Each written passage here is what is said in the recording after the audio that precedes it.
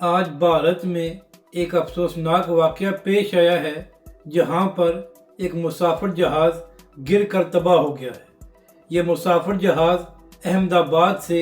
برطانیہ آ رہا تھا تو ٹیک آف کے تھوڑی دیر بعد ہی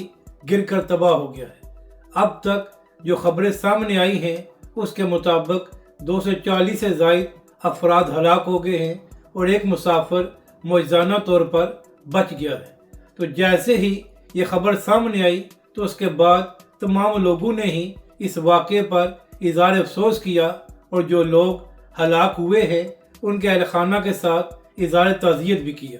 تو اسی حوالے سے نواز شریف صاحب کا بھی ایک بیان سامنے آیا ہے اور نواز شریف صاحب نے بھی اپنی ٹویٹ میں اس واقعے پر اظہار افسوس کیا ہے اور اس کے ساتھ ساتھ مودی کے ساتھ بھی اظہار تعزیت کیا ہے۔ تو اسی حوالے سے کچھ لوگ نواز شریف صاحب پر یہ تنقید کر رہے ہیں کہ آج تو آپ کی فوراً ٹویٹ سامنے آ گئی ہے، لیکن کیا وجہ ہے کہ جب بھارت نے پاکستان پر حملہ کیا تھا اور اس حملے کے نتیجے میں بہت سے افراد شہید ہو گئے تھے جن میں 7 بچے بھی شامل تھے، تو اس وقت نواز شریف صاحب آپ نے ایسی کوئی ٹویٹ نہیں کی تھی جہاں پر آپ نے شہداء کے اہل خانہ کے ساتھ اظہار تعزیت کیا ہو یا بھارتی حکومت کی مذمت کی ہو۔ تو ناظرین کرام، جو لوگ اس بات پر نواز شریف صاحب پر تنقید کر رہے ہیں تو اس حوالے سے آپ کی کیا رائے ہے، کمنٹس کے ذریعے ضرور اظہار کریں۔